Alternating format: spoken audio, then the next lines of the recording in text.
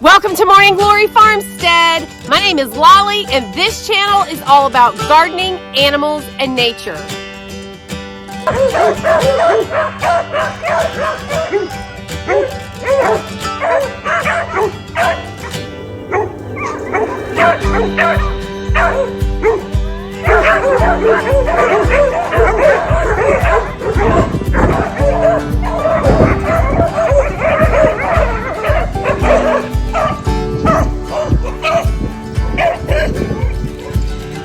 You guys, the dogs like to go outside no matter what, but they know that there is a big difference between when I say, do you want to go potty or do you want to run?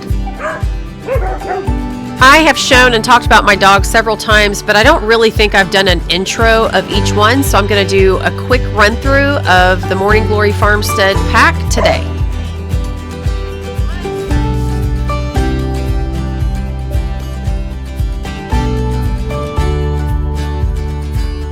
This is Danka and Farmer. Danka means thank you in German, so that's why I named her that.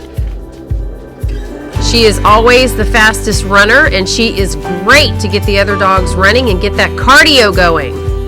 She has completely transformed from being a fearful and scared dog to being a happy and vibrant dog. This is Scone, who is Bailey and Crumpet's brother. And this is the most you will see him playing. That is Scone playing hard. In fact, if he is barking, that's playing for Scone. He is a slow mover.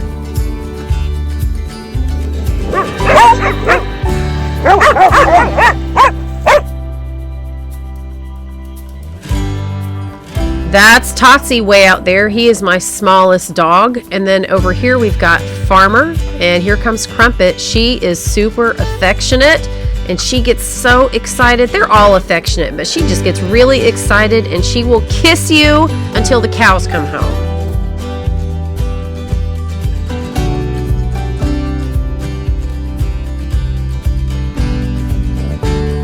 Now, Barge and Sadie are brother and sister. He is much bigger and has a lot more fur, and they are Great Pyrenees and Australian Shepherd mix. Now, this black slim dog is Georgie, and he's coming through, and he is Buster's brother, and Buster probably weighs about 60 or 70 pounds more than George does. And George is a super fast runner as well. Sometimes he looks like he's just floating through the air. He loves to play ball, and he loves to play in the water. Now here we've got Bailey and Fitzy. Now Fitzy is Totsy's brother, but he probably weighs about 7 to 10 pounds more than Totsy. And this is Buster, who I said is George's brother. Now they're supposed to be Labradoodles, but who knows? Not sure if I believe it or not. And there's Totsy. Totsy and Fitzy are brothers, and they're Maltipoos. Danka is a Carolina dog. And a lot of people didn't like the fact that she had one ear that stood up and one that was down, but I think it's cute and adds character. Here's Sadie. You see how Danka gets Farmer going like that? Man, Farmer is pretty chill. He doesn't necessarily run like that unless it's been instigated, so Danka's really good, again, about getting these dogs to exercise. And we can tell that Farmer is a shepherd mix just because of his colorings and his markings, but I have no idea what else he's mixed with. But he has got the perfect temperament and personality, and he is absolutely precious. This, to me, is a sign of success. Everybody is knocked out, including Danka. Y'all know what today is? It is Woohoo Day! It is day one of the garden patio, and I am so excited. You guys, I'm one of those that appreciates the very, very, very tiny things in life, whether it's a beautiful flower, a coffee mug that makes me feel warm and cozy, whatever it is. I love the small things in life. I live moment to moment, and I try to appreciate as much as I can in each moment of the day. So this garden patio that I'm having put in is a huge deal for someone like me. I think there's a lot of us who can relate to something like this. It may not be the biggest patio, it may not be the biggest garden, but when you live on a budget and you're just trying to move forward and create a special place, it doesn't have to be big. And so I am super grateful for this day, for the beautiful blue skies. You guys, last night the real feel was 18 degrees. It was freezing. I'm a mess today. I'm wearing 2 oversized sweatshirts trying to stay warm, but it is much better right now than it was last night. So I'm super excited to share with you the progress that has been made on day 1 of the patio garden for my GreenStalks. So let's take a look.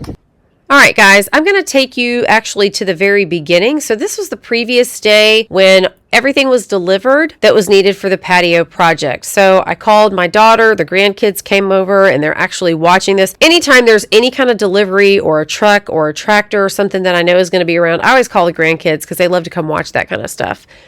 So he just dropped off the wood posts. Now this looks like he is backing up with the bags of concrete. So it's a few pallets of that. That's going to be used for the patio itself. And I'll show you guys where that's going to be in a few minutes. And we'll talk about how big it's going to be and things like that. And now he's going to be delivering the pavers right here with the gravel rock. And I actually looked at a bunch of stuff on Pinterest and we decided to go with the gray stone pavers and some kind of brown colored rocks that I think will look really pretty around it. Now those rocks and the pavers are going to be for where I can sit and watch the sunset, and the patio part is going to be for the GreenStalk garden. Now here we go. Stephen is bringing in some of the supplies. And let me go ahead and give you his information again. All right, so Stephen's business is called Painted by Stephen, and Stephen is spelled Stephen. He covers all of the Triad in North Carolina, and he goes from Asheboro up to Martinsville, Virginia, and from Advance over to Burlington. So if you guys are watching and you're in those areas, I just wanted to give you his information. You can also find him on Facebook at facebook.com/Painted by Stephen.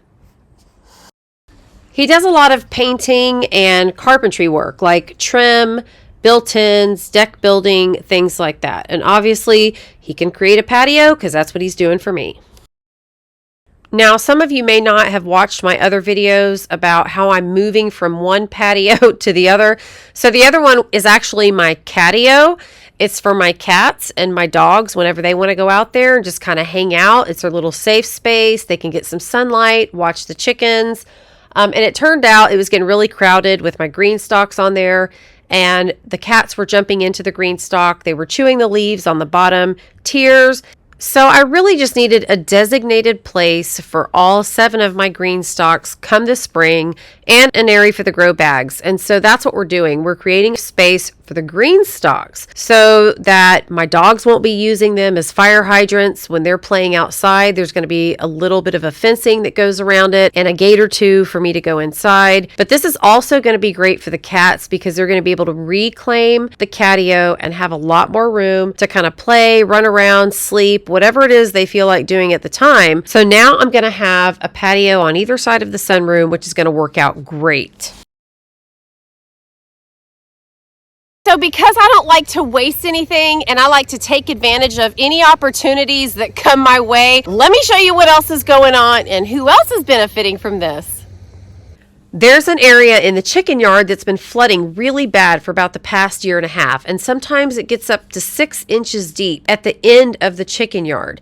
And so I had the idea to take the dirt and the grass that Stephen is shoveling up so that he can make the patio over there and throw it into this chicken yard to fill up the area. You can see there it's wet and it hasn't rained in days.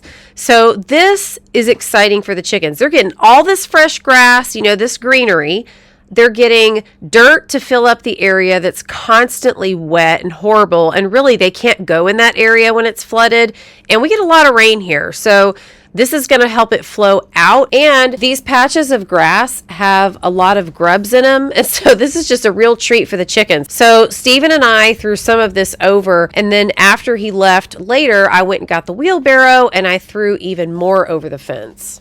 And you guys, what's great about this is that it really does give the chickens some entertainment, some nourishment from the things that they're going to find, you know, in addition to the food that I already give them. But this is just fantastic. And they're going to scrape their feet all in it and they're going to spread it out for me. I don't even have to do any more manual labor inside there because they're going to spread it all out over that entire area and really fill it up for me. If y'all have watched my other videos, you know I have to take it easy for health reasons. So one wheelbarrow full and that is it.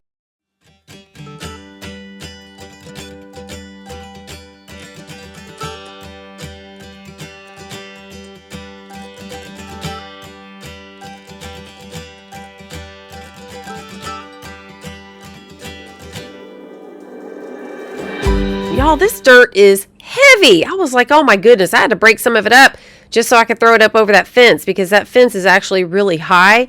And so I had to get it up and over. So this is a one and done for me. There is a ton of dirt left and maybe I can hit some of that up tomorrow. Y'all know I'm always talking about it's the little things, and this just brought me so much joy. I got the dirt for free. The chickens are having a blast, getting some activity and nutrition, and they're going to do the manual labor for me inside the chicken yard. So it is a win-win-win. You know, the chicken area drives me crazy because it's all that red clay, and I always think it looks so red and drab and wish there was grass in there again. But man, when Steven started digging up the fresh clay, y'all look at that red. I was thinking to myself, it's a wonder anything grows around here. When you think about all the trees and everything growing, all the plants and the flowers in this red clay soil. Because I'm working around the AC unit and the septic tank and all that stuff in this small area, the original plan was to do 8 feet deep and 10 feet from left to right, so 8 by 10. However, as Steven was digging up, I totally forgot there's a gas line that runs right where he was going to put the concrete. And so that's kind of changed our plans a little bit. However, I'm not too disappointed. So originally I wanted the patio all the way up against the wall so that I could roll my GreenStalks up against the wall anytime there was a storm. But now, since we can't put the concrete over the gas line, we're going to move that out, but I'm going to put pavers between the patio and the wall. And that's actually going to give me an extra 2 feet. So now I just got to put something between the patio and the pavers so that I can easily roll my GreenStalks up against the wall. So you can see here how much he had to dig out. And this is just so that when he puts the concrete in, it's actually going to be level. Look, we don't want my GreenStalks rolling off into the abyss somewhere. I'm just being sarcastic. Even if it was slanted a little bit, I wouldn't want it too much. But you guys know that those GreenStalks do have brakes on the wheels. Now, all of these holes are where the posts are going to go. I'm going to have 3 big posts on 3 of the corners, but not the back corner that's near the house. And I'm going to be hanging some cables in between those posts so that I can hang something that will offer some shade for the plants and maybe even use it for a clothesline. That remains to be seen. It's the little things in each day that make them so special. So just make sure you guys aren't missing out on things that are right in front of you that you could be enjoying on a daily basis. You guys, thanks so much for joining me today for the special celebration of day 1 of my garden patio. I will see you real soon in the next video. And until then, y'all have a great couple of days. Bye-bye.